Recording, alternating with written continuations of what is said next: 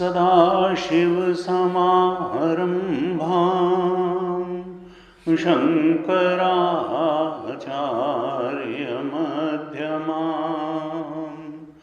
अस्मदाचार्यपर्यन्तां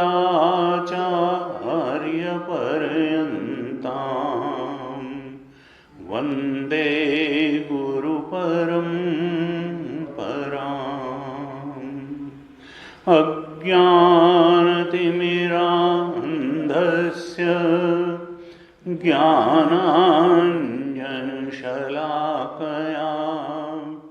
चक्षुरुन्मीलितं येन तस्मै श्री गुरवे नमः। तस्मै श्री गुरवे नमः।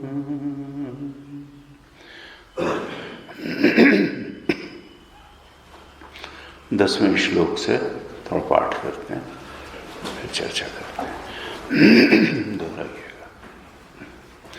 उक्त साधन युक्तेन विचारः पुरुषेण हि कर्तव्यो ज्ञान सिद्ध्यर्थम्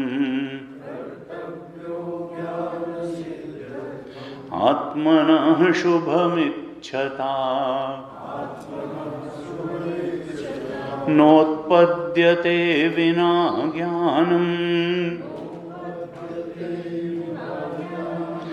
विचारेण अन्यसाधनैः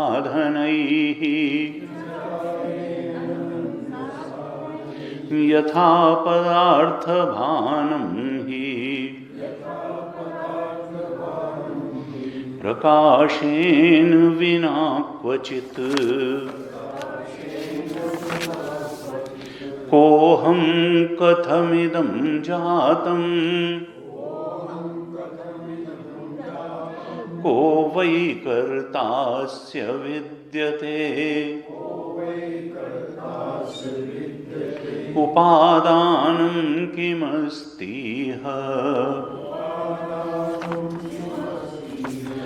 विचारः सोऽयमीदृशः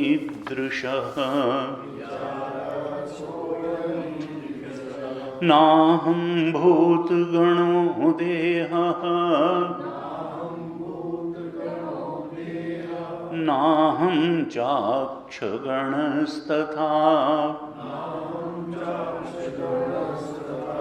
एतद्विलक्षणः कश्चित् विचारः सोऽयमीदृशः ईदृशः अज्ञानप्रभवं सर्वं ज्ञानेन प्रविलीयते संकल्पो विविधः कर्ता विचारः सोऽयमीदृशः एतयोर्यद् उपादानम् एकं सूक्ष्मं सदव्ययम् यथैव मृद्घटादीनां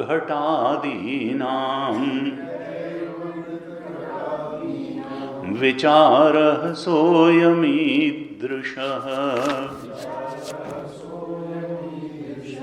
अहमेकोऽपि सूक्ष्मश्च ज्ञाता साक्षी सदव्ययः तदहं नात्र संदेहः विचारः सोऽयमीदृशः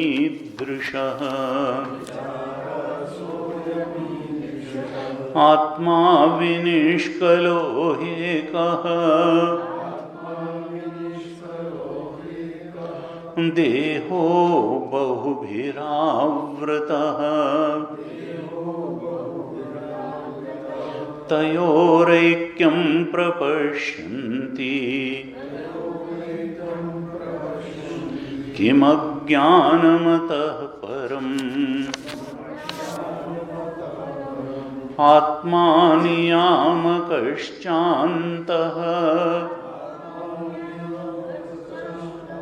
देहो बाह्यो नियम्यकः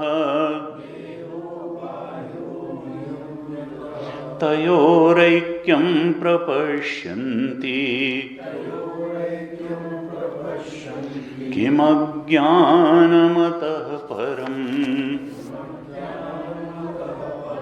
आत्मा ज्ञानमयः पुण्यः देहो मांसमयो शुचिः तयोरैक्यं प्रपश्यन्ति किमज्ञानमतः परम् आत्मा प्रकाशकः स्वच्छः देहस्तामस उच्यते तयोरैक्यं प्रपश्यन्ति किमज्ञानमतः परम् आत्मा नित्यो हि सद्रूपः देहो नित्यो असन्मयः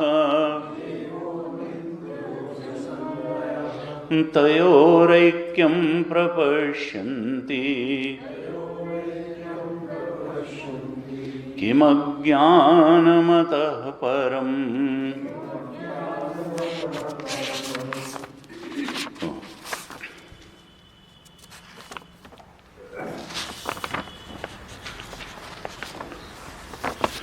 अपरोक्षानुभूति ग्रंथ पर विचार के क्रम में हमने 14th श्लोक 14वें श्लोक तक विचार किया है। साधन चतुष्टय के वर्णन करने के बाद अर्थात अधिकारित्व बताने के बाद भगवान शंकराचार्य अब विचार की महत्ता भी बताई और अब विचार करने का स्वरूप क्या है ये बता रहे हैं। विचार की महत्ता बताते हुए कहा कि देखो, उक्त साधन से युक्त होकर के वैराग्य, विवेक, षट संपत्ति और मोक्षा जो साधन चतुष्टय है उससे युक्त होकर के फिर ऐसा नहीं कि शांत बैठ जाना है, उसके पश्चात फिर विचार कर्तव्य है। उक्त साधन युक्तेन विचारः कर्तव्य है, और एक निश्चित लक्ष्य के लिए विचार है। किस लक्ष्य के लिए? ज्ञान सिद्ध्यर्थम, 10वें श्लोक में कहा। तो साधन युक्त होना भी आवश्यक है, लेकिन उसके बाद बात पूरी नहीं हो जाती है। उससे दुख निवृत्ति और आत्यंतिक सुख की प्राप्ति नहीं होगी। वो जिसको गीता में कहा शांति मापनोति नैष्ठिकीम, वो नैष्ठिकी शाश्वत स्थायी शांति और स्थायी सुख ही अक्षयम सुखम अश्नुते, वो तो ब्रह्मबोध से। बाह्य स्पर्शेषु असक्तात्मा विन्दति आत्मनि यत् सुखम स ब्रह्म योग युक्त आत्मा सुखम अक्षयम अश्नुते। वो जो गीता जी में भगवान कृष्ण कह रहे हैं कि ब्रह्म योग युक्त आत्मा सुखम अक्षयम अश्नुते, तो बाह्य स्पर्शेषु असक्त वाली बात तो वहां तक आएगी, काफी कुछ आएगी, अगर पूरी नहीं आएगी। लेकिन उसके बाद में वो जो ब्रह्मबोध से युक्त होने वाली बात है, वो कैसे आएगी? वो विचार से ही आएगी। वो इस चेतन तत्व को जो मैं करके हमारे अंदर स्फुरित हो रहा है चेतन, इसके ब्रह्म स्वरूप के बोध में प्रतिष्ठित होने से ही वो ब्रह्म योग युक्त हो पाएगी आत्मा, अर्थात हमारा जो चेतन है, और तभी अक्षयम सुखम अश्नुते, तब वो शाश्वत सुख शाश्वत शांति तभी उपलब्ध होगी। नहीं तो फिर ये संसरण चालू रहेगा। कामना जन्य इच्छाओं की पूर्ति के लिए ये जीव एक शरीर से दूसरे शरीर में भटकता ही रहेगा, जैसे अनादिकाल से भटक रहा है। इसलिए कहा कि उक्त साधन युक्तेन विचारः कर्तव्य है। किस लिए विचार करें? ज्ञान सिद्ध्यर्थम, एक निश्चित लक्ष्य, ब्रह्मात्मैक्य बोध, अपने ब्रह्म स्वरूप के ज्ञान में स्थायी दृढ़ प्रतिष्ठा के लिए विचार करें। और इस दृढ़ बुद्धि के साथ विचार करें कि अन्य किसी साधन से, विचार के अलावा 11वें श्लोक में बताया था कि बिना विचार किए अन्य किसी साधन से ये जो ब्रह्म बोध ब्रह्म योग युक्त आत्मा वाली बात अन्य किसी साधन से नहीं होगी। अन्य साधन तैयारी में बहुत सहायता करेंगे, नो डाउट, उनका कोई ऐसा नहीं कि वो बेकार के साधन हैं। सब साधनों की उपयोगिता है, लेकिन फिर जो अंतिम प्रहार होगा ज्ञान के ऊपर, वो विचार द्वारा उस ब्रह्म ज्ञान के बोध में प्रतिष्ठा से ही होगा। जो ब्रह्म योग से ये चेतन युक्त होगा, जिसको हम जानते हैं अपने अंदर वही जीव चेतन के रूप में, कामना से ग्रस्त होकर के कामनाओं के पीछे भागने वाले चेतन के रूप में, जिसको हम अभी जानते हैं, वो जब ब्रह्म स्वरूप के रूप में अपने को जानने निकलेगा, ब्रह्म योग युक्त आत्मा हो जाएगा, तब अक्षयम सुखम अश्नुते ये बात होगी। लेकिन ये ज्ञान जो है वो बिना विचारेण अन्य साधन ही न उत्पद्यते, बिना विचार के अन्य साधन से नहीं होगा। यह बात भी बिल्कुल स्पष्ट कर लेनी चाहिए। इसलिए विचार का सर्वाधिक महत्व है। हम जहां खड़े हैं उसी बात का महत्व होता है। नहीं दरिद्र सम दुख जग माही। अगर हमारी प्रॉब्लम, विवेकानंद जी कहते थे कि अगर कोई भूखा है तो उसके लिए फिर खाने का ही सबसे ज्यादा महत्व है, उसके लिए समाधि लगाने का महत्व अभी नहीं है। जब पेट भर जाएगा तब समाधि की बात उसको बताना ठीक होगा। इसलिए अगर अभी हम अधिकार से युक्त नहीं हैं तो फिर हमारे लिए मन को पवित्र करने के लिए निष्काम कर्म अच्छा है, उपासना अच्छी है। अगर चित्त एकाग्र नहीं हो पा रहा है, हम कहाँ खड़े हैं उस हिसाब से हर साधना का महत्व होता है। लेकिन फिर यह भी नहीं है कि एक साधना हमने पकड़ ली तो हमने सोचा कि अब इससे सब कुछ हो जाएगा। उस साधना को करना भी है, और फिर जब वो फलवती हो गई, उसका पूरा जो लाभ है वो हमको मिल गया अपने। और यहाँ लाभ बाहर का कोई लाभ नहीं होता, मन की शुद्धि, मन की एकाग्रता, मन की पवित्रता, इसी रूप में लाभ होता है साधनाओं का। और असल में मन के शुद्ध पवित्र निर्मल होने से शांति अभी और यहीं मिलती है। बाहर कुछ डिब्बाबंद शांति नहीं मिलती, डिब्बाबंद सुख नहीं मिलता। मन की स्थिति का ही एक नाम happiness is a state of mind. ये कोई बाहर संसार की उपलब्धि का नाम हैप्पीनेस नहीं है। ये तो कामना पूर्ति होने के बाद थोड़ी देर ऐसा इल्यूजन होता है।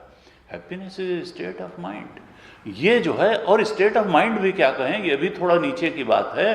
हैप्पीनेस इज नथिंग बट, जो चरम सुख है, अक्षय सुख है, वो तो आत्मा का नाम है। वो मन के स्तर की बात ही नहीं है। मन में उसका अनुभव जरूर होगा। वो तो जानत तुम्हें हो जाई। आत्मरति को प्राप्त करके आत्मन्येव च संतुष्ट तस्य कार्यम न विद्यते। गीता के 3 अध्याय के 17वें श्लोक में संभवतः कि तो भगवान शंकराचार्य कहते हैं वो जो परम और चरम लक्ष्य है मुक्ति, स्वरूपावस्थान, अन्यथा रूप को हटा करके आत्म स्वरूप के बोध में प्रतिष्ठित होना, वो विचार के बिना अन्य साधन से नहीं होगा। अर्थात हमको साधना के क्रम में विचार तो करना ही होगा। और अखंडानंद महाराज कहते थे कि देखो, तुम अगर ये सोचोगे कि जब साधन चतुष्टय संपन्न हो जाएं, जब वैराग्य हो जाए, विवेक आ जाए, शम दम उपरति श्रद्धा समाधान हो जाए, मोक्ष, तब चलेंगे भाई वेदांत श्रवण करने, तो ये सब बेकार की बात है। वेदांत श्रवण अपने आप में साधन चतुष्टय ले भी आता है। इसलिए जब भी सत्संग का अवसर मिले, आप जैसे भी हैं, मन की स्थिति जो भी है, तुरंत जाके सत्संग में बैठ जाना चाहिए। क्योंकि सत्संग सारी बातों को आपके अंदर कर देता है। भगवान शंकराचार्य ने भजगोविंदम में कहा, त्रिजगति सज्जन संगति रेखा भवति भवार्णो तरणे नौका।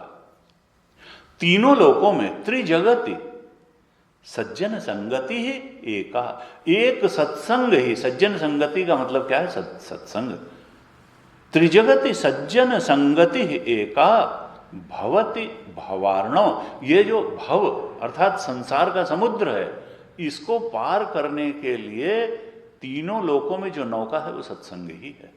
अर्थात अगर आप सत्संग कर रहे हैं, सत्संग की बातों को ठीक से सुन रहे हैं, उन पे मनन कर रहे हैं, उस ज्ञान, उन बातों पे मेडिटेट कर रहे हैं, तो फिर अलग से बहुत कुछ करने की आवश्यकता भी नहीं रहेगी। इसलिए सत्संग को बहुत बताया। भजगोविंदम में तो कई बार सत्संगत्व निसंगत्व, निसंगत्व निर्मोहत्व, निर्मोहत्व निश्चल तत्वम, निश्चल तत्व जीवन मुक्ति है। ये सत्संग जो है प्रारंभ की साधना से लेकर के और जीवन मुक्ति की स्थिति तक पहुंचा देता है साधक को। इसलिए कहा कि तीनों लोकों में ये सत्संग से बढ़कर के कोई साधन है ही नहीं। लेकिन इसमें बाधा क्या बनती है? तो जो अभी हमने श्लोक भज गोविंदम का कोट किया, इसी की प्रथम अर्धाली है। भगवान शंकराचार्य कहते हैं, काते कांता धनगत चिंता। तुम किस चिंतन, विचार न करने का कारण क्या है कि हमने जो विषय उतने महत्वपूर्ण नहीं हैं उनको अपने विचार का बहुत ज्यादा विषय बना रखा है। इसलिए माइंड अवेलेबल नहीं होता है उस परम सत्य, परम तत्व के विचार के लिए। और वो कौन सी बातें हैं, थोड़ा इशारा करते हैं, वो हम सब तो जानते ही हैं। कहा देखो, तुम पत्नी, पुत्र, परिवार, धन, इसी के विचार ज्यादा करते हो। कहते अरे ये सब कुछ देर के लिए, जैसे ट्रेन में सहयात्री मिलते हैं तो ट्रेन में 10-12 घंटे का सफर होता है, ये 70-80 साल का है। देखो, जीव की यात्रा, जीव का ज्ञान अपना है और जीव अपने ही ज्ञान से मुक्त होगा। ये कुछ देर के लिए यहाँ साथी मिलते हैं, 70-80-90 साल के लिए जो है। कहा काते कांता, ये कौन तुम्हारी पत्नी है? अरे आत्मा सत्य है, तुम्हारा ये व्यक्तित्व ही सत्य नहीं है।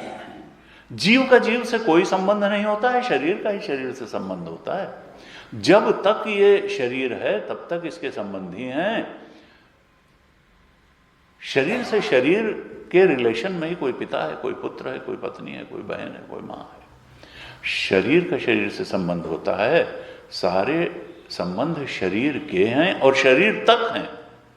शरीर छूटते ही फिर कुछ नहीं, फिर जीव अगली यात्रा पे जाएगा, वहां अन्य माता पिता मिल जाएंगे, अन्य परिवार मिल जाएगा, योनि भी हो सकता है दूसरी मिल जाए, देव योनि भी मिल सकती है, निम्न या मनुष्य योनि। कहा देखो तुम उन बातों के विचार में बहुत न लगो जो तुम्हें मुक्ति प्रदान करने वाली नहीं है, अक्षय सुख प्रदान करने वाली नहीं है, इस संसरण से मुक्ति दिलाने वाली नहीं है। ठीक है, सबके प्रति अपने कर्तव्य का निर्वहन करो, पत्नी पुत्र परिवार समाज अपने शरीर सबके प्रति कर्तव्य का निर्वहन करो, लेकिन ये जान लो कि फिर इससे कोई स्थायी संबंध नहीं, स्थायी संबंध जीव का परमात्मा से ही है, उस आत्मदेव के ब्रह्म स्वरूप से ही स्थायी संबंध है, क्योंकि उसके अलावा कुछ सत्य नहीं है। ये संबंध तात्कालिक हैं, कुछ समय के लिए हैं, और अगर सुनने की ताकत बढ़ा लें तो झूठे हैं क्योंकि जब ब्रह्म सत्यम जगन मिथ्या, तो उसके अलावा जो कुछ भी है वो मिथ्या ही। काते एकांता धनगत चिंता, कहा तुम क्या चिंता में पड़े हो? ये पत्नी और धन की चिंता करना, परिवार की चिंता करना, देखो बहुत ज्यादा चिंता। वातुल किमतव नास्ति नियंता, क्या तुम्हारा कोई नियंता नहीं? इतनी बड़ी सृष्टि जिसने बना दी है वो तुम्हारा एक शरीर एक परिवार नहीं चलाएगा? गुरु जी कई बार कहते थे कि भाई आदमी हम नहीं रहेंगे तो कैसे चलेगा? आफ्टर नेहरू हिंदुस्तान कैसे चलेगा?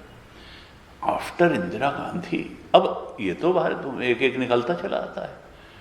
गुरु जी कहते थे भाई मैं नहीं रहूंगा तो परिवार, उन्होंने कहा कि लोग इंतजार कर रहे हैं कि तुम्हारे रहने से गड़बड़ हो रहा है, तुम जाओगे तो और अच्छा चलेगा।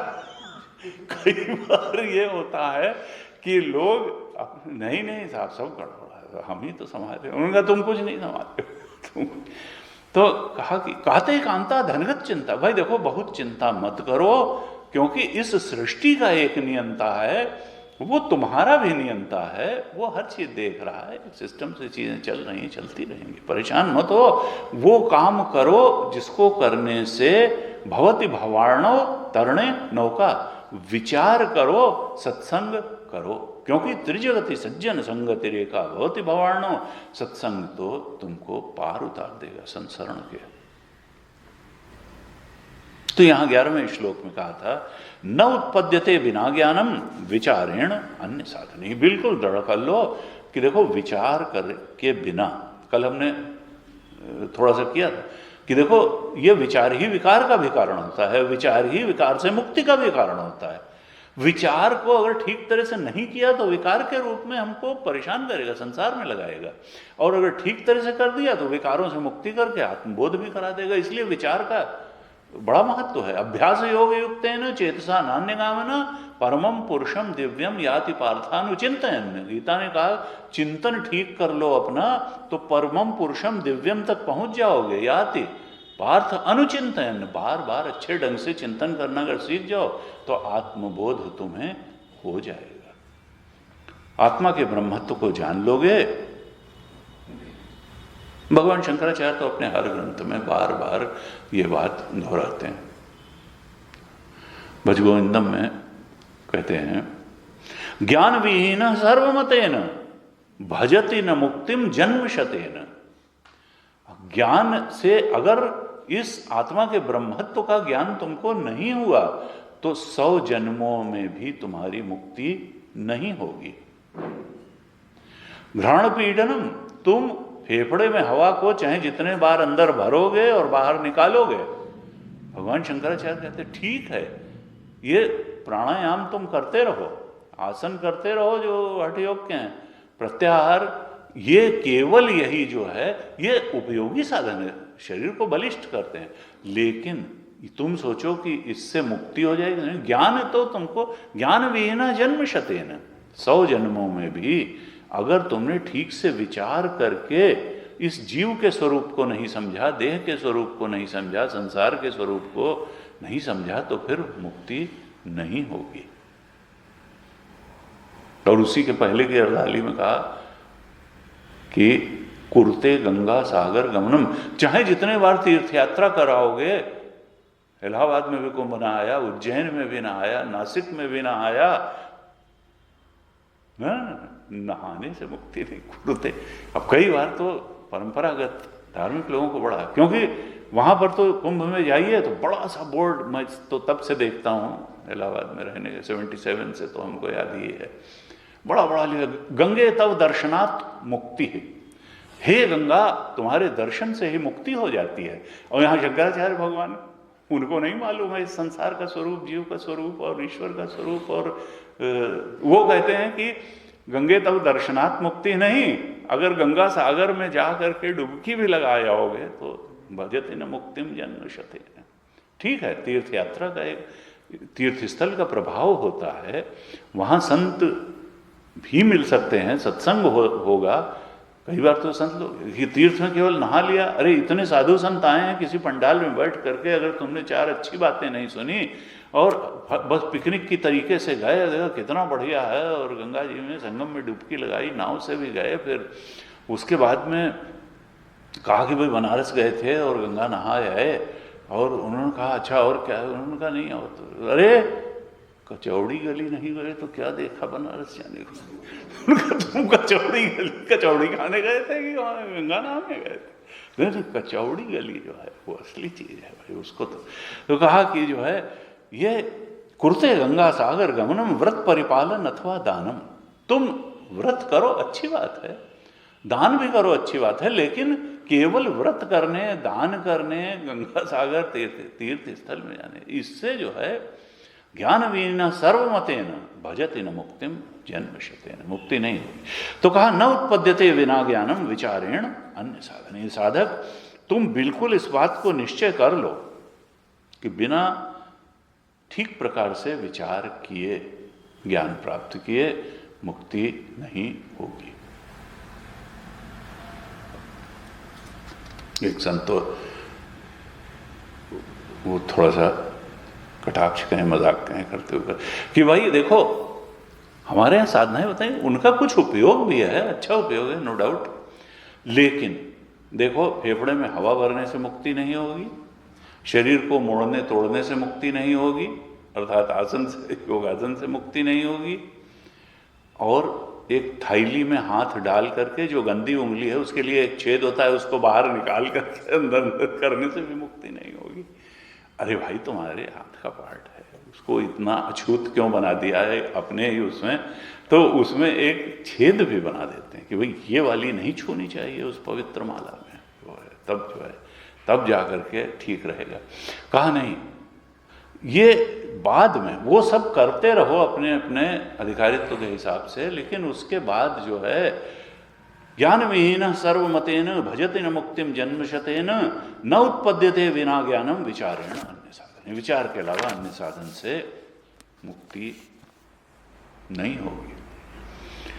फिर कहा कि विचार का तरीका क्या है। 12वें श्लोक में 4 प्रश्न उठाए थे कि हम कौन हैं, को हम अपने स्वरूप के बारे में विचार करो, कथम इदम जातम, ये जगत की उत्पत्ति कैसे हुई इस पर विचार करो, को वही कर्तास्य विद्यते, इस जगत का कर्ता कौन है उस पर विचार करो, और चौथा उठाया था उपादान दानम किमस्ति, इस जगत का उपादान क्या है इस पर विचार, किस मसाले से ये जगत बना है। और फिर हमने 13-14 श्लोक पर विचार किया था। 13वें श्लोक में कहा था को अहम, मैं कौन हूं, इसका विचार किस ढंग से करना है।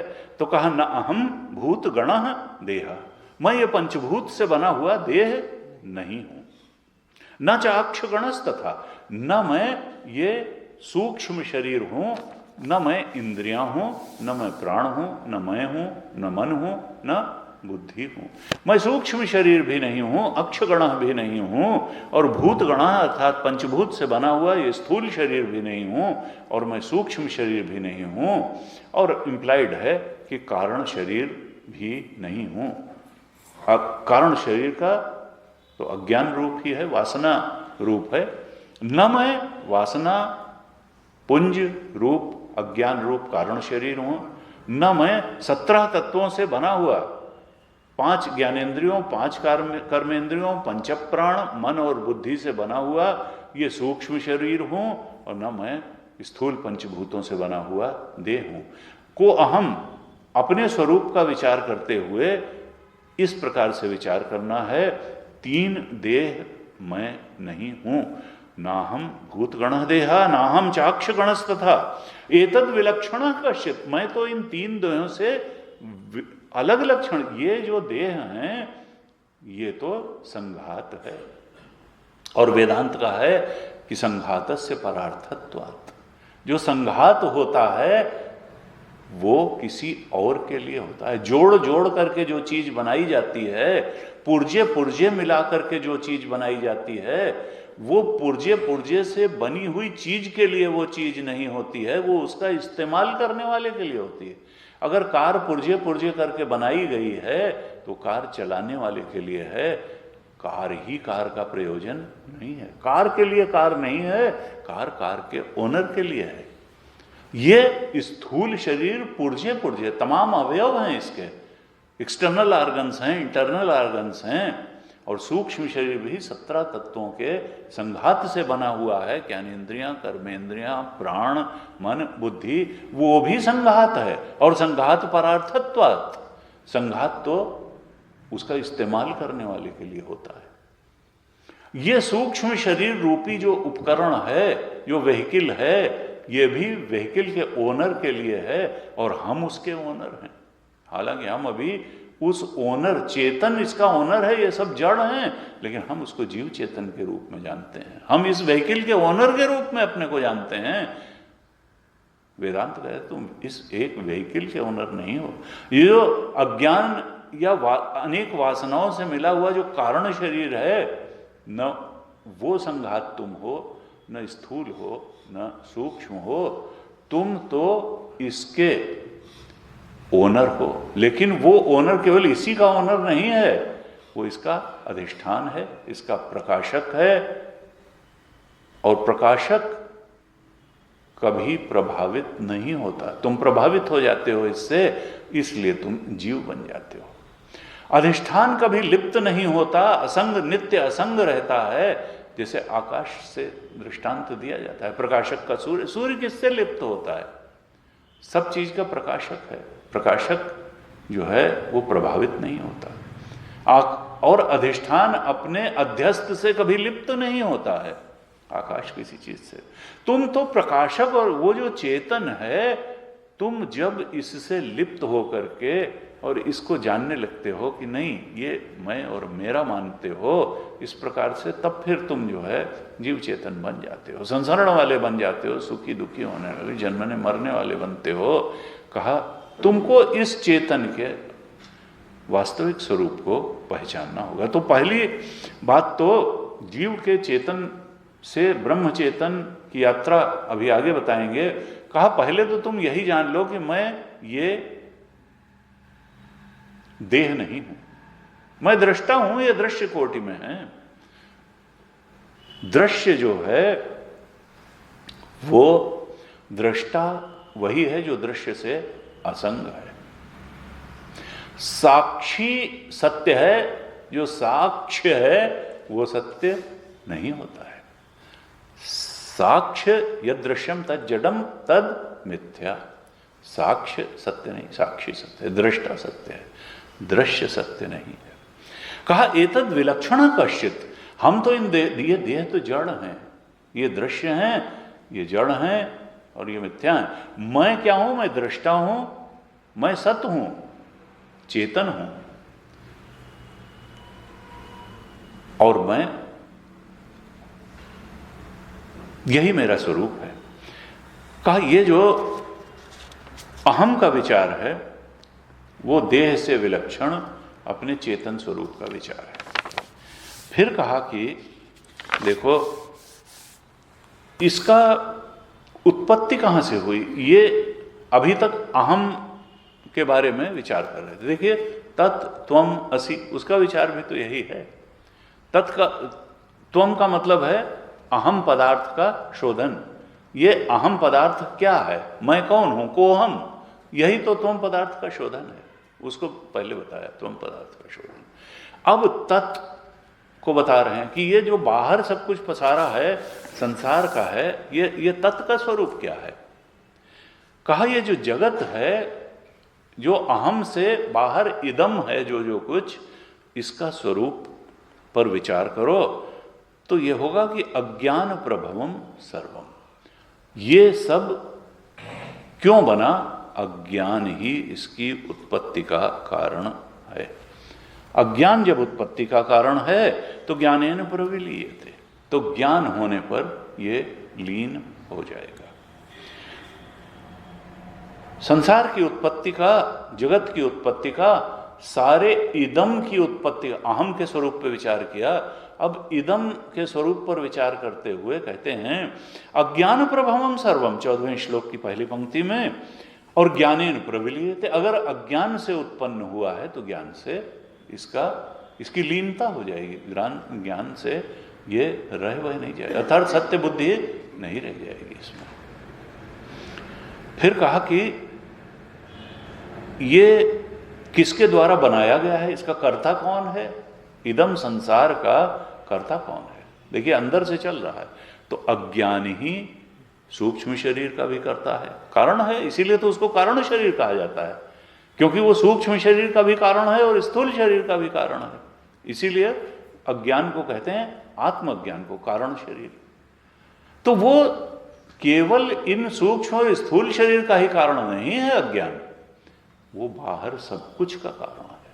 अज्ञान, आत्मा का अज्ञान ही सब कुछ का कारण है, अर्थात हम ही सब कुछ के कारण है। वो अज्ञान के कारण वह ब्रह्म चेतन, जीव चेतन जैसे ही बना और वासना जन्य इच्छाओं से ग्रस्त हुआ और इच्छाओं की पूर्ति के लिए भटकना शुरू किया, तो फिर कहां भटकेगा? जगत की भी आवश्यकता हुई, यहीं तो इच्छाओं की पूर्ति होगी।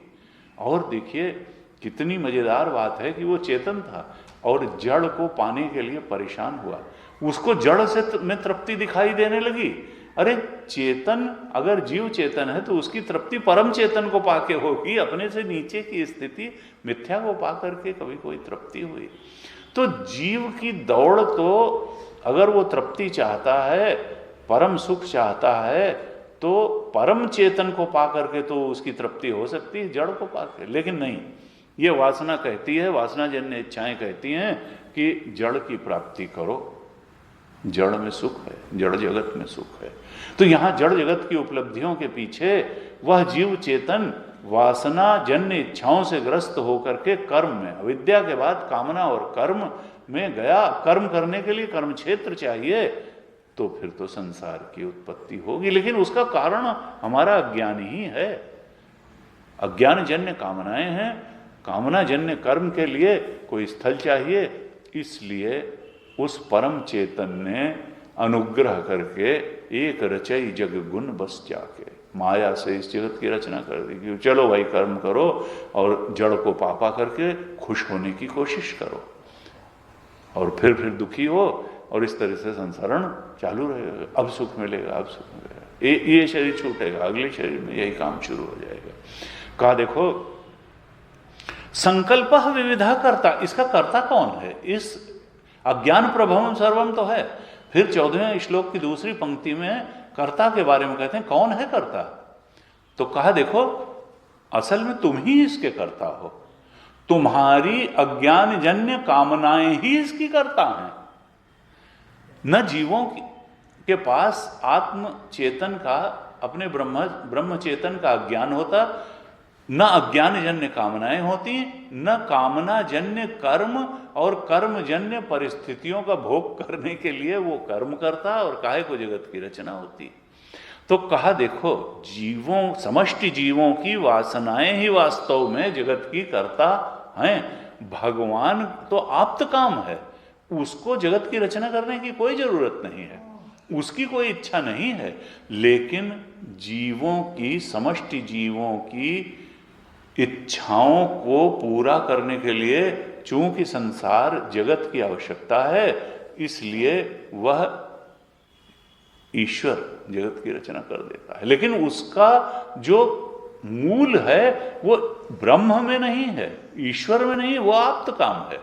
उस जगत की जो रचना हुई उसका मूल जीवों की वासनाएं ही हैं, जीवों का अज्ञान जन्य कामनाएं ही हैं। और कामना संकल्प के रूप में, विचार के ही रूप में तो आती है, विकार भी विचार ही है, कलम में चर्चा करी। तो जो हमारी विचार रूप कामनाएं हैं, और हर विचार कामना नहीं होता, वो विचार जो कर्म में उतार दे और भोग प्राप्त करने के लिए चला दे इस स्थूल शरीर को भी, वही कामना का रूप होता। नहीं तो बहुत सारे विचार आते हैं, खत्म हो जाते हैं। कहा वो जो वासना जन्य कामनाएं हैं, वही वो संकल्प ही विविधा करता, और वो अनेक प्रकार के हैं, इसीलिए अनेक भोग देने में समर्थ इस सृष्टि की रचना हुई। तुम ही इसके करता हो। संकल्प विविधा करता, विचार सह अयम ईदृश। इस प्रकार से विचार करो। विचार का रूप यही है। को अहम पर विचार करो, जगत की उत्पत्ति कैसे हुई, और निष्कर्ष यही होना चाहिए कि अज्ञान प्रभवम सर्वम। कहा अहम ना हम भूत गण, मैं इंद्रिय, मैं सूक्ष्म शरीर। इसी तरह से इसी निष्कर्ष पर अगर नहीं पहुंचा तो श्रुति मतास तर्का नहीं हुआ, वो विचार नहीं हुआ। नहीं स्वामी जी, वो साइंस वाले तो कहते हैं कि वो बरसात हुई, सूरज से एक टुकड़ा अलग हुआ और उसमें फिर जो है ऐसे ऐसे जो है एमिनो एसिड्स बन गए, फिर प्रोटीन की कवरिंग आ गई, और उसके बाद वायरस हुआ, और वायरस से फिर बैक्टीरिया हुआ, और बैक्टीरिया से प्रोटोजो हुआ, प्रोटोजुआ से फिर ऐसे धीरे धीरे धीरे धीरे लोअर एनिमल से हायर एनिमल, और फिर मैमल, और मैमल में भी जो है अंत में फिर बंदर और चिंपांजी से होते हुए हम मनुष्य बैठे हैं ना। इस प्रकार से नहीं चिंतन करना है, श्रुतिमता स्तर का अंतर्मुखी यात्रा करके अपने एग्जिस्टेंस के बारे में चिंतन करना है। अज्ञान प्रभवम सर्वम ज्ञानेन प्रविलीयते, संकल्प विविधा करता, विचार सोयम ईदृश। इस प्रकार से विचार करो। ये 3 प्रश्न जो थे, इन पर चर्चा इस प्रकार से हुई। अब जो चौथा प्रश्न था 15वें श्लोक में, उस पर विचार करते हैं। कहते हैं एतयोः यद उपादानम एकम सूक्ष्मम सद अव्ययम यथा एव मृद घटादीनाम विचारः सह अयम ईदृशः। ये जो अब चौथे प्रश्न का कि इस जगत का उपादान क्या है, किस मसाले से ये बना है, इसका चिंतन किस प्रकार से हम करें। तो कहा इसका विचार तुमको इस प्रकार से करना है कि जो 14वें श्लोक में 2 बातें बताई, एतयो, जो 2 बातें बताई कि अज्ञान प्रभवम सर्वम, और कहा दूसरी बात बताई संकल्प विविधा करता। यानी एक तो अज्ञान की बात 14वें श्लोक में बताई कि ये जो जगत है इसकी उत्पत्ति अज्ञान से हुई है, और इसका कर्ता जो है जीवों का संकल्प ही है, कामनाएं ही हैं।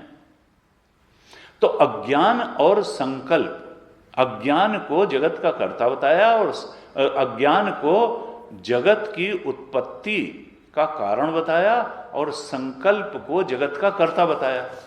अब कहते हैं एतयोः। एतयोः माने इन दोनों का, एतयोः इन दोनों का, अर्थात अज्ञान का भी और संकल्प का भी।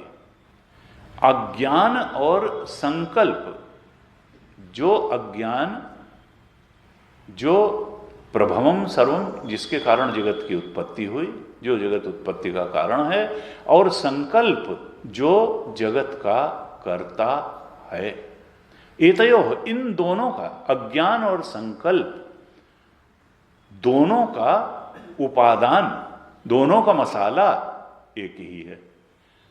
एतयोः यत् उपादानम एकम, इन दोनों का चाहे तो अज्ञान हो और चाहे संकल्प हो, क्योंकि जगत की उत्पत्ति अज्ञान से हुई है, जगत का कर्ता संकल्प है। तो अज्ञान का भी और संकल्प का भी जो मसाला है, दोनों एक ही मसाले से बने हुए हैं। एतयोः यद उपादानम एकम, उस उपादान को अगर तुम जान लो तो मुक्ति हो जाए। क्योंकि अहम जिसको तुम मान करके बैठे थे, उसका भी असल में उपादान वही है, अधिष्ठान वही है, मसाला वही है। जो चीज होगी वही तो मसाला होगी, जो है ही नहीं वो मसाला कहां से हो जाएगी। प्रतिमान सर्प का मसाला कौन है, किससे बना है? रज्जु से। और उसकी उत्पत्ति का कारण क्या है? अज्ञान। और उसका कर्ता कौन है? तुम्हारे मन की भ्रांति, भ्रांत संकल्प ही उस प्रतिमान सर्प का कर्ता है। उसका मसाला जो अधिष्ठान है वही है, उसके अज्ञान से ही उस प्रतिमान सर्प की उत्पत्ति हो गई है। तो कहा कि देखो, ये जो अज्ञान और संकल्प दोनों का उपादान एक ही है। अर्थात इस जगत का जो उपादान है, जिस मसाले से बना हुआ है, वो एक ही है। और उस एक का स्वरूप क्या है, ये तुमको निर्धारित करना होगा विचार के द्वारा। ये जगत जिस मसाले से बना हुआ है, अज्ञान और संकल्प दोनों का जो उपादान है, उपादान का मतलब कहा, जैसे दूसरी पंक्ति में कहा, यथा एव मृद घटादि नाम विचारः सोय, जैसे सारे ही घड़ों का उपादान मिट्टी ही होता है। मृद अर्थात मिट्टी, मिट्टी ही घट हो, चाहे सुराही हो, चाहे कुल्हड़ हो, चाहे सकोरा हो, घड़ मिट्टी जितने भी ये हैं, उन सब का जो मसाला है वो मिट्टी है। इसी प्रकार से संकल्प और अज्ञान दोनों का जो मसाला है वो एक ही है। अब उस एक का स्वरूप क्या है? कहा सूक्ष्मम। वो मसाला कैसा है? वो सूक्ष्म है। अब सूक्ष्म का मतलब क्या है कि जो जितना सूक्ष्म होता है वो उतना व्यापक होता है। एक सिद्धांत वेदांत का ये भी है। तो पृथ्वी से सूक्ष्म है जल, जल से सूक्ष्म है अग्नि, अग्नि से सूक्ष्म है वायु, और पंचभूतों में सबसे ज्यादा सूक्ष्म है आकाश। और आकाश से भी सूक्ष्म कौन है? जो उसको, तो it is just a concept. मन और सूक्ष्म है, बुद्धि और जो जितना सूक्ष्म होता है वो उतना अंतरंग होता है और वो उतना व्यापक होता है। और जो बुद्धि से भी सूक्ष्म है और अंतरंग है वो हमारा अपना आत्मा है, वो उतना ही असल में वो ब्रह्म है। वो खाली एक बुद्धि का ही अधिष्ठान नहीं है, बुद्धि का ही दृष्टा नहीं है। तो कहा वो क्या है? वो जो मूल, वो जो मसाला है जिससे दोनों ये अज्ञान और संकल्प बने हैं, वो एक है। अब एक का मतलब क्या है? एक का मतलब यह है कि ये शरीर तो बहुत अंगों से मिलकर के बना है, अवयवों से मिलकर के बना है। हाथ, पैर, आंख, नाक, जीभ और इंटरनल ऑर्गन्स, ये तो संघात है। अनेक कलपुर्जों से मिलकर के स्थूल शरीर बना। सूक्ष्म शरीर भी 17 अवयवों कलपुर्जों से मिलकर के बना। और वासनाएं अनेक हैं ही, तो कारण शरीर में भी अनेकता है। लेकिन वो जो मसाला है शुद्ध चेतन जिससे ये बना है, उसमें अनेकता नहीं है। वो एक है, वो एक है, उसमें कोई भेद नहीं है, वो भेद रहित है। एक का मतलब क्या है? भेद रहित। न उसमें सजातीय भेद है, न उसमें विजातीय भेद है, और न उसमें स्वगत भेद है। तीन ही प्रकार के भेद तो होते हैं। सजातीय भेद क्या है? जैसे मनुष्य और गाय में भेद है, मनुष्य की एक जाति है और गाय की एक जाति है। तो न तो उसमें सजातीय भेद है, न उसमें विजातीय भेद है। सॉरी, विजातीय भेद का मतलब है मनुष्य और गाय, और सजातीय भेद का मतलब यह है कि भाई गाय गाय में भेद है। एक कोई काली गाय है, श्यामा गाय है, तो एक जो है सफेद गाय है, एक चितकबरी गाय है। तो गाय नाम की जाति में भी भेद है, सजातीय भेद। कोई अफ्रीका का आदमी ज्यादा काला है, कोई बहुत वाइट है, कोई जो गेहूं रंग का है, येलो रेसेस हैं। तो कहा कि देखो विजातीय भेद है सजातीय भेद है और स्वगत भेद भी होता है। एक ही मनुष्य में हाथ अलग है, पैर अलग है, नाक अलग है, आंख अलग है, ऐसे। तो स्वगत भेद, एक पेड़ के अंदर कोई डाली है, कोई तना है, कोई जड़ है, कोई शाखा है, कोई पत्ते है, तो एक में भी भेद है, स्वगत भेद भी होता है, सजातीय भेद भी होता है और विजातीय भेद भी होता है। लेकिन ये भेद रहित है। ये जो मूल मसाला है, जो उपादान है, अज्ञान का भी जो उपादान है और संकल्प का भी जो उपादान है, जो जगत का उपादान है, जो जिससे जगत की उत्पत्ति भी हुई है और जो जगत का कर्ता भी है, वो एक है, उसमें कोई भेद नहीं है। एक, श्रुति कहती है एकमेवाद्वितीयम, वो एक ही नहीं अद्वितीय भी है। वो अर्थात क्या बताना चाह रहे हैं कि वो ब्रह्म चेतन ही इस जगत का मूल मसाला है। तुम्हारा जो ब्रह्म चेतन है उसी से ये जगत बना है। सर्वम खलु इदं ब्रह्म, तुलसीदास यह चिद विलास जग, ये जड़ विलास नहीं है। बूझत बूझत बूझे साधो कहीं न जाएगा कहिए, ये चिद विलास है। ये ब्रह्म चेतन पर ही एक अभिव्यक्ति है, मिथ्या अभिव्यक्ति है, सुपर इम्पोजिशन है। एतयोः यद उपादानम एकम सूक्ष्मम, ये जो है सूक्ष्म है, एक है, अद्वितीय है, सूक्ष्म। तो सूक्ष्म की हम चर्चा कर रहे थे कि जो जितना सूक्ष्म होता है वो उतना अंतरंग होता है और वो उतना व्यापक होता है। तो आत्मा सबसे अंतरंग है और वो असल में ब्रह्म स्वरूप है, सबसे व्यापक। बृहत्वाद ब्रह्म, उससे ज्यादा व्यापक कुछ भी नहीं है। आकाश से भी ज्यादा सूक्ष्म है और आकाश से भी ज्यादा व्यापक है। ऐसा हमारा स्वरूप है, वही चेतन जिसको हम मैं करके अनुभव करते हैं। एकम सूक्ष्मम, वो सूक्ष्म है और वो क्या है, सद है। सद का अर्थ क्या है, त्रिकालेति तिष्ठति सत्यम, सत। सत का मतलब है जो जिसका नाश ही नहीं होता है, जो तीनों कालों में रहती है, हमेशा से थी, हमेशा रहेगी। इसके अलावा कोई चीज सत नहीं है। ये शरीर सत नहीं है, इसका जन्म हुआ है, ये बढ़ेगा, फिर मृत्यु होगी। हमने कल पृथ्वी की भी बात करी थी, इसकी एक दिन उत्पत्ति हुई है, ये रहेगी और फिर कभी जहां से निकली है वहीं समा जाएगी सूरज में। सूरज भी नहीं रहेगा, वो तारे भी टूटते हैं, उल्काएं आती हैं। कहा यहां कुछ भी जो है उस ब्रह्म चेतन के अलावा सत्य नहीं है। ब्रह्म सत्यम जगन मिथ्या, जीवो ब्रह्म ना पर। यही तो कहा था, एक अर्धाली में मैं कह दूंगा सत्य को। तो कहा ये जो उपादान है ये एक है, सूक्ष्म है और सत्य है। और फिर कहा अव्ययम, भाई इससे सब कुछ बन गया लेकिन इसमें कोई परिवर्तन ही नहीं हुआ, ये अव्यय है।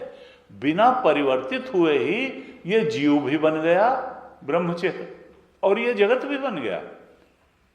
तो बिना परिवर्तित हुए जो चीज बनती है तो परिणमित होके थोड़ा बनती है, कोई चेंज होके थोड़ा बनती है, यानी प्रतीत है। रस्सी में कोई चेंज नहीं होता जब वो सांप के रूप में अनुभव में आती है। बिना जैसी तैसी रहते हुए भी रस्सी सांप बन जाती है, तो वो बन थोड़ा गई। अज्ञानी जीव को उस रस्सी की सांप के रूप में प्रतीति हुई। जो अज्ञानी जीव है उसको देह के रूप में अपने होने की प्रतीति होती है और फिर कर्म क्षेत्र के रूप में संसार के अनेकता से भरे हुए अनेक भेदों की भी जो प्रतीति होती है उसी ब्रह्म पर मिथ्या प्रतीति है। अर्थात जीवत्व, ये तीनों देह, चाहे जगत और जगत की अनेकताएं, ये मिथ्या प्रतीतियां ही हैं, ये प्रतिपादन करना चाह रहे हैं। जो उपादान है इस जगत का, जो अधिष्ठान है इस जगत का, ब्रह्म तत्व ही है, ब्रह्म चेतन है। वो एक है, वो सूक्ष्म है, वो सत है और वो अव्यय है, वो क्षय रहित है, वो नाश रहित है। वो कभी वो उसका जो है कोई अपक्षय नहीं होता। बिना हुए ही उसमें सब कुछ हो गया। कैसे हो गया? माया से। माया यही तो है, जो है नहीं उसको दिखा दिया और जो है उसको छुपा दिया। तो कहते हैं आवरण और विक्षेप, ये दो माया की शक्तियां हैं। आवरण कर, जो सत्य है उस पर आवरण कर देती है माया, और जो है नहीं उसको दिखा देती है। विक्षेप इनका कारण क्या है? हमारे स्वरूप को छुपा दिया, संसार के अधिष्ठान को छुपा दिया। कहा ये जो है एतयो यद उपादानम एकम सूक्ष्मम सदव्ययम, जो उपादान है वो एक है, सूक्ष्म है, सत है और अव्यय है। इस रूप इस तरह से उपादान के ऊपर हे साधक तुम विचार करो। वो एक है जैसे घट आदि मिट्टी से बने हुए जितने भी बर्तन हैं सबका उपादान मिट्टी ही है। इसी तरह यहाँ इस संसार की अनेकता दिखती है लेकिन इसका उपादान एक है और वो है ब्रह्म चेतन। एवं प्रकारेण कार्य कारण भेद नाम मात्रम इति सूचितम। विद्यारण्य स्वामी जी ने भाष्य लिखा तो कहा इस श्लोक का से संप्रेषित क्या करना चाह रहे हैं भगवान शंकराचार्य? कहा एवं प्रकारेण, इस प्रकार से जब उपादान पर विचार करोगे तो ब्रह्मण उपादान निकलेगा, ब्रह्म ही उपादान निकलेगा। और तब क्या होगा? असल में कार्य और कारण का भेद नाम मात्र ही है। वाचारम्भणम विकारो नामधेयम मृत्तिका इति एव सत्यम, छांदोग्य में कहा। देखो मसाला ही सत्य है, बाकी सब वाचारम्भणम है, नाम रूप है, कहने सुनने की बात है। जो मूल मसाला है, मृत्तिका है, सत्य वही है। ये घड़ा है और ये सुराही है और ये तो नाम रूप का आरोपण मात्र है। जीवत्व जो है वो कोई सत्य नहीं है। चेतन जगत की अनेकता सत्य नहीं है, जीव की अनेकता, देहों की अनेकता ये नहीं, मूल मसाला। कहा कार्य कारण भेद, कौन कारण है और कौन कार्य है, असल में ये भेद ही नाम मात्र है। इसका कोई मतलब नहीं। कारणता मिथ्या है, असल में काल भी मिथ्या, उस पर देश भी मिथ्या और कारणता भी मिथ्या। इसका कोई मतलब नहीं है। देश, काल और वस्तु ये मन सापेक्ष हैं। जागृत में इनकी प्रतीति होती है, स्वप्न में इनकी प्रतीति होती है, लेकिन जब मन लीन हो जाता है सुषुप्ति में तो इनकी प्रतीति नहीं होती है और तुरीय में तो इनका कोई मतलब ही नहीं है। आत्मतत्व ये सब सुपर इम्पोजिशन। कहा इस प्रकार से तुम विचार करो। एक अद्वितीय तत्व ही है जो अज्ञान बन के भी प्रकट हो रहा है और विक्षेप बन के भी प्रकट हो रहा है। असल में एक अविनाशी सत्य है। देखो कहते हैं कि देखो जब रस्सी का ज्ञान किसको होता है? हमको होता है। और उसी रस्सी में सर्प का भान किसको होता है? हमको ही होता है। और रस्सी का अज्ञान किसको होता है?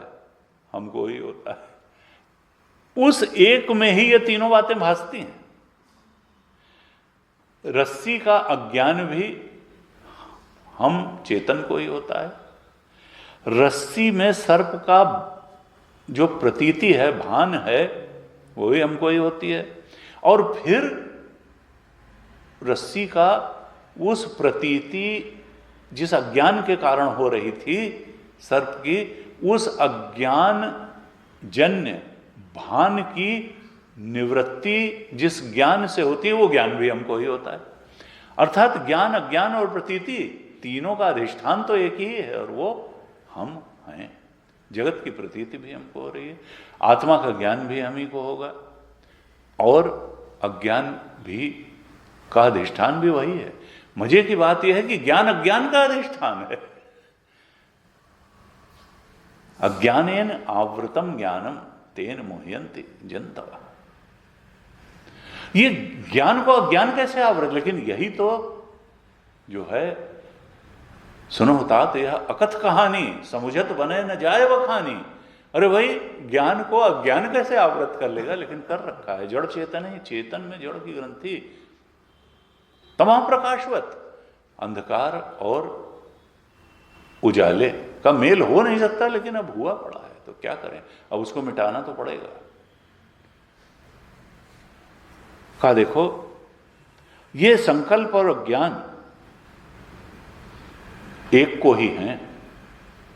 उस एक शुद्ध अखंड चेतन को ही अज्ञान है। और उस अखंड चेतन से ही प्रतीति भी होती है अनेकता से भरे हुए जगत की। देह को मैं मानना उस अज्ञान के कारण है। और वो जो एक सत्ता है, जिसको जो ज्ञान स्वरूप है, लेकिन जिसको अज्ञान और प्रतीति का भान भी है, वो एक ही है, वो अनेक नहीं है। अनेकता का भान जिसको होता है वो एक है, वो चेतन एक है, एक अखंड सर्वव्यापक है। जिसको प्रतीति होती है मिथ्या की, वो चेतन एक है, वो हमारा स्वरूप है। जागृत, स्वप्न और सुषुप्ति, ये त्रैत तीन अवस्थाएं का जो अधिष्ठान है, जो प्रकाशक है, जो जानने वाला, वो एक है, वो हमारा अपना आपा ब्रह्म तत्व है। घड़े का बनना और घड़े का फूट जाना और घड़े का बना रहना, ये सब इसका अधिष्ठान कौन है? मिट्टी। ये जो है, ये चाहे घड़ा बना हो या जितने समय तक रहा है या फूट करके मिल गया, सत्य मिट्टी है। वाचारंभणम विकारो नामधेयम मृत्तिका इति एव सत्यम।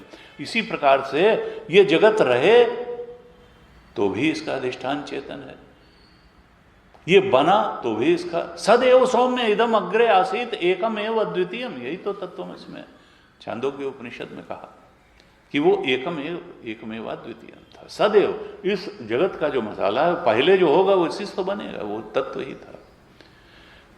तो कहा कि देखो, संकल्प और अज्ञान दोनों कहाँ हैं? हम में ही हैं। और ये इनकी कोई क्या वास्तविक सत्ता है? कहा नहीं, ये बिना हुए ही हम में भासते हैं, इनकी कोई वास्तविक सत्ता नहीं।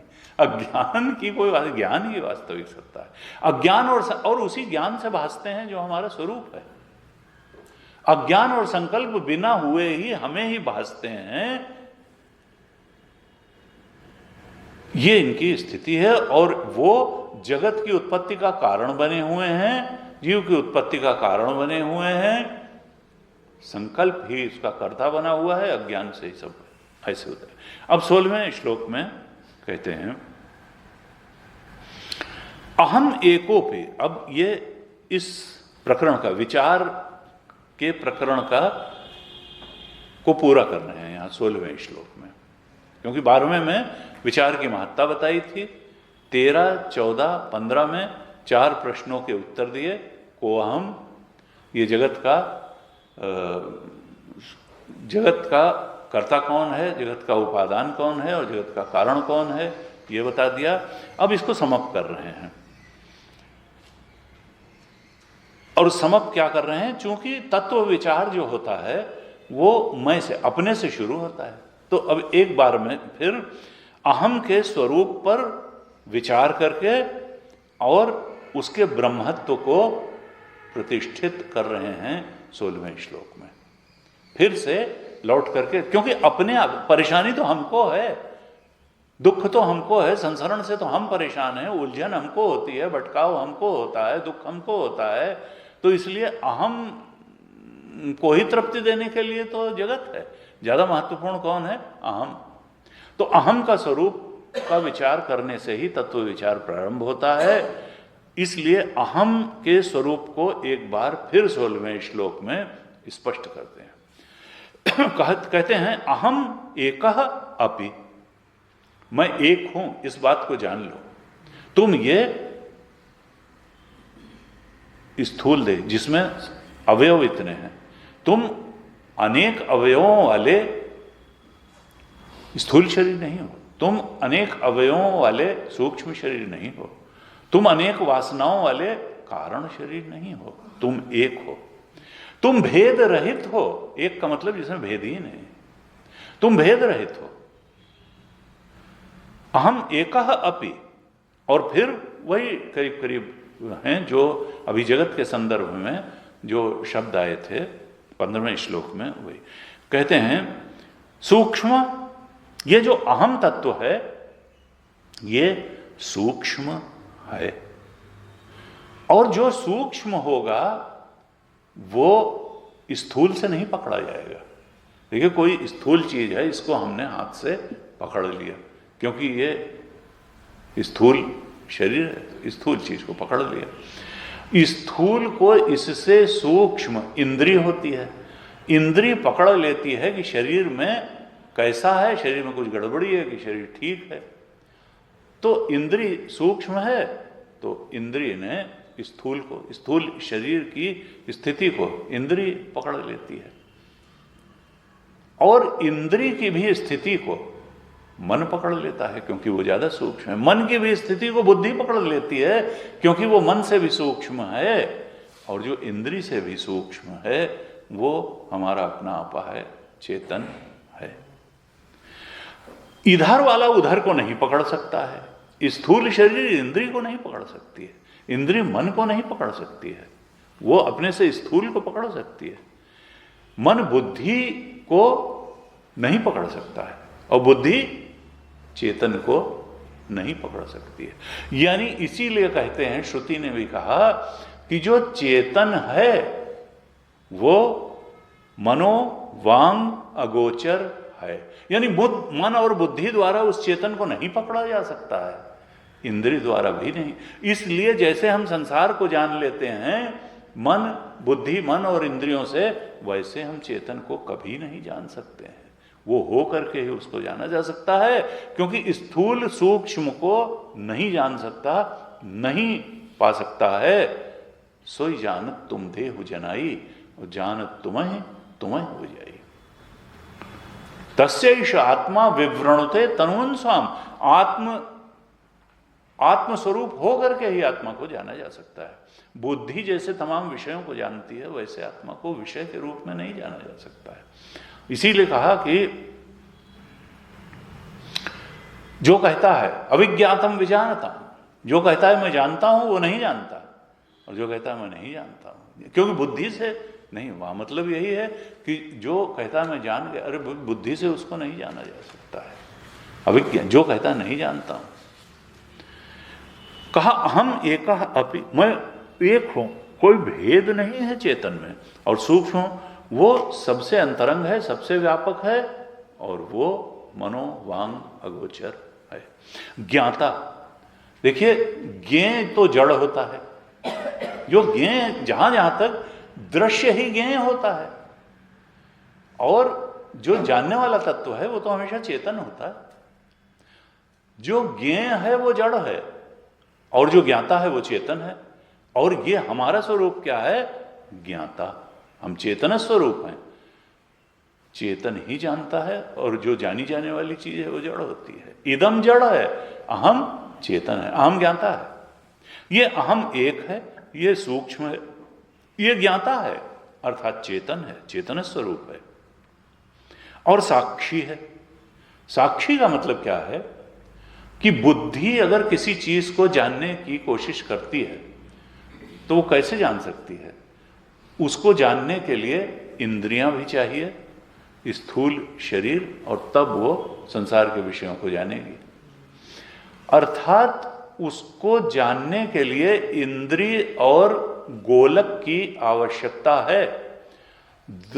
दर्शन सामर्थ्य रूपी इंद्रिय की भी आवश्यकता है, और आंख रूपी गोलक भी ठीक हो, तब जाकर के वो जानेगी बुद्धि। यहां इस चीज का रूप ऐसा है। रूप ज्ञान के लिए दर्शन सामर्थ्य सूक्ष्म शरीर में है, और फिर गोलक स्थूल शरीर में आई बॉल है, तब जाके जानेगी। लेकिन ये साक्षी जो है ये कैसा है? साक्षी का कहते हैं साक्षात ईक्षते इति साक्षी, जो बिना इंद्रिय और विषय के सन्निकर्ष के, बुद्धि जब चीजों को जानती है तो विषय और इंद्रिय का सन्निकर्ष हो तभी जान पाती है। लेकिन जो बिना विषय और इंद्रिय के सन्निकर्ष के साक्षात ईक्षते, सीधे सीधे ही जान लेती है चीजों को, उसको कहते हैं साक्षी। साक्षात ईक्षते इति साक्षी। साक्षी कौन है? मन में बुद्धि में एक वृत्ति बनी उसको जानने वाला तत्व कौन है? उसने सीधे ही जान लिया कि हाँ ये है, मन सुखी है, मन दुखी है, मन अपमानग्रस्त है, मन की ये स्थिति है, बुद्धि में ऐसा विचार चल रहा है। वो किसी साधन से रहित, ये सब साधन है, ये गोलक साधन है, इंद्रिय साधन है, वो किसी साधन की मोहताज नहीं है साक्षी, वो सीधे बिना किसी साधन के साक्षात इच्छते, सीधे सीधे चीजों को जान लेती है, देख लेती है। ये अहम साक्षी स्वरूप है, इसको किसी उपकरण की आवश्यकता नहीं है। कहते हैं वो सत है। सत क्या, अभी हमने चर्चा करी, सत का अर्थ क्या है? वही त्रिकाल में जो अबाधित रहता है वही सत है। सत की परिभाषा तो वेदांत में वही, सत की परिभाषा वेदांत में। हरीश से एक दिन बात हुई, उन्होंने कहा नहीं स्वामी जी, उसमें जो है विवाह को सत कहा गया। 17वें अध्याय में विवाह को, तो वहां गुरुदेव ने लिखा कि देखो कि सद कहते हुए साधु, सद्भावे साधु भावे च, देखो साधु भाव जो है, तो कहा कि देखो उत्पत्ति हुई, पुत्र उत्पत्ति के समय उसको सत से, संज्ञा से अभिहित किया जाता है। और जब कोई दुराचारी साधु भाव को उपलब्ध हो गया, दुराचारी से सदाचारी हो गया, तो उसको भी कहा जाता है सत है। और बहुत मांगलिक कार्य, विवाह आदि जो मांगलिक कार्य है, वहां भी सत उसको कहा जाता है। लेकिन गुरुदेव ने कहा देखो वेदांत की सत की परिभाषा नहीं बदलेगी। सत का मतलब त्रिकालेति तिष्ठति इति सत्यम, वो वही रहेगी। देखो पुत्र की उत्पत्ति, देखा आत्मा वही जायते पुत्र, आत्मा ही जैसे मानो पुत्र के रूप में आ गई। तो सत इसलिए कहा गया कि देखो व्यक्ति उस समय बहुत ज्यादा अभिभूत हो जाता है। सबसे पहले पुत्रेषणा कही गई। पुत्रेषणा के समय हो सकता है कि व्यक्ति ये भूल जाए कि आत्मा ही सत्य है। त्रिकालेति तिष्ठति इति सत्यम, चेतन ही सत्य है। हो सकता है उस जंक्चर पे वो भूल जाए, तो उस समय उसको सत कह के उसको प्रारंभ करो। सत है कि इसका मतलब ये नहीं वो तो कुछ समय के लिए, हम ही कुछ समय के लिए, पुत्र भी कुछ समय के लिए होगा। वो चाहे जितना इमोशनल टाइम हो, ये याद रखना चाहिए कि भाई सत्य तो आत्म तत्व है।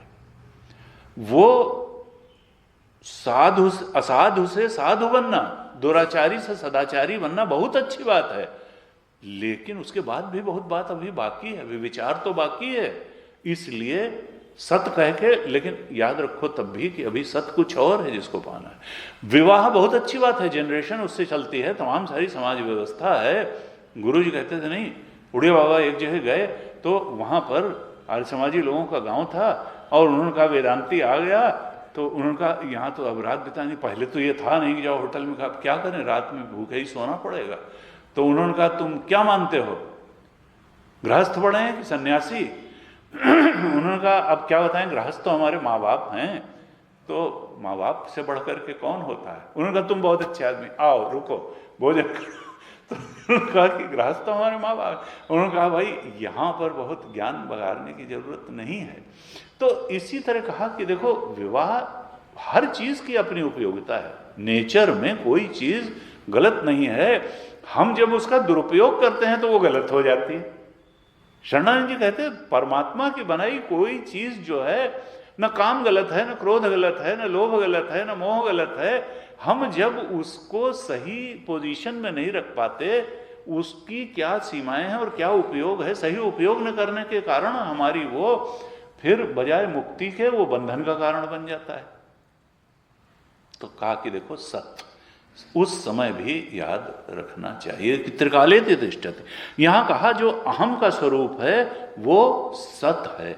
एकह सूक्ष्म ज्ञाता साक्षी सत, वो सत है त्रिकालेति। त्रिकाल अबाधित सत्य जो है वही अहम का स्वरूप है। त्रिकाल अबाधित केवल ब्रह्म है, शुद्ध चेतन है। और कहा अव्यय, उसका भी पहले बता चुके हैं, अपक्षय नहीं होता, विनाश नहीं होता, क्षरण नहीं होता। देह में तो अस्थि जायते वर्धते विपरिणमते अपक्षीयते, संसार का भी ये गति है। एक दिन उत्पत्ति हुई है, एक दिन नाश होगा। देह की एक दिन उत्पत्ति हुई है, एक दिन नाश होगा। अपक्षय को प्राप्त होती है, जिसका जन्म हुआ है उसका क्षय होगा। लेकिन ये जो अहम है, इसका न जन्म हुआ है शुद्ध चेतन का, न इसका क्षय होगा। कहा तद अहम, ऐसा वो जो एक सूक्ष्म ज्ञाता साक्षी सद अव्यय है, तद अहम, वह मैं हूं। नात्र संदेह, इसमें कोई संदेह नहीं है। यहां तक जाकर के विचार पहुंच जाना चाहिए अहम के स्वरूप का निर्धारण करते करते। तो तद क्या निकला?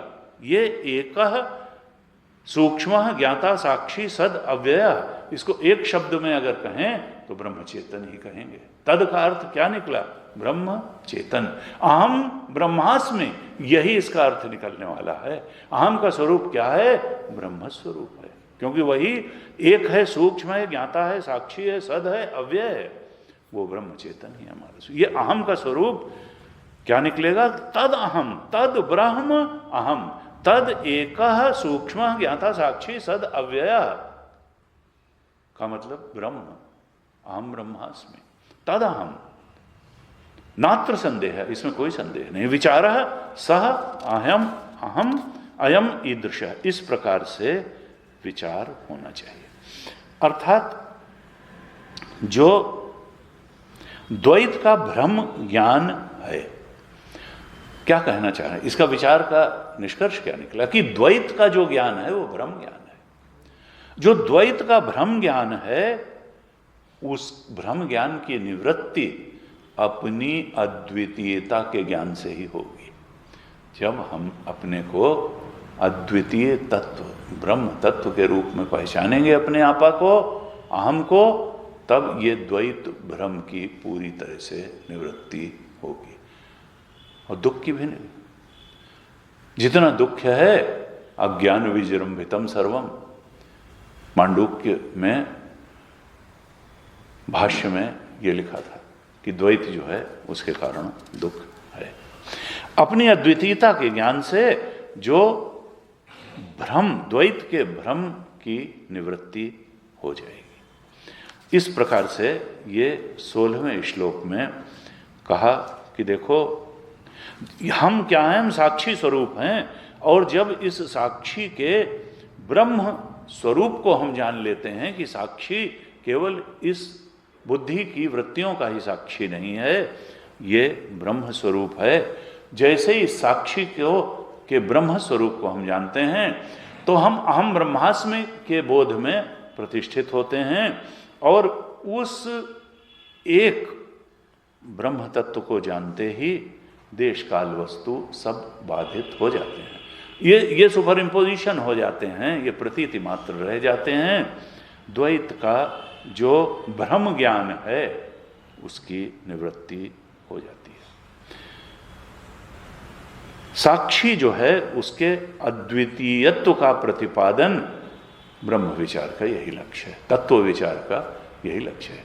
अहम पर विचार करते करते कि तत्व क्या है अहम का, वो यहां तक पहुंच जाता है। अब इससे एक विचित्र सी बात निकलती है निष्कर्ष के रूप में। हम अपने को व्यक्ति मान करके चलते हैं। अब क्या पर्सनालिटी है? Personality is just an illusion. हम अपने को व्यक्ति मान करके चलते हैं, पर्सन मान करके चलते हैं। और गुरुजी कहते थे, स्पेनिश या लैटिन का शब्द है, उसका परसोना का मतलब होता है मुखौटा। परसोना से पर्सन बना है, यानी मुखौटा। यानी चेतन पर इतने मुखौटे लगे हुए हैं, अज्ञान अज्ञान जन्य कामनाएं, वासनाएं, फिर शरीर, सूक्ष्म शरीर का मुखौटा, स्थूल शरीर का मुखौटा, फिर सामाजिक उपाधियों का मुखौटा, तो तब बन जाता है पर्सनालिटी, व्यक्तित्व, व्यक्ति। वेदांत क्या कहना चाहिए? ये विचार क्या कहना चाहता है ज्ञान का? कि तुम व्यक्ति नहीं हो। तुम क्या हो? फिर तुम तत्व हो। तुम व्यक्ति नहीं हो, तुम तत्व हो। कौन सा तत्व? ब्रह्म तत्व।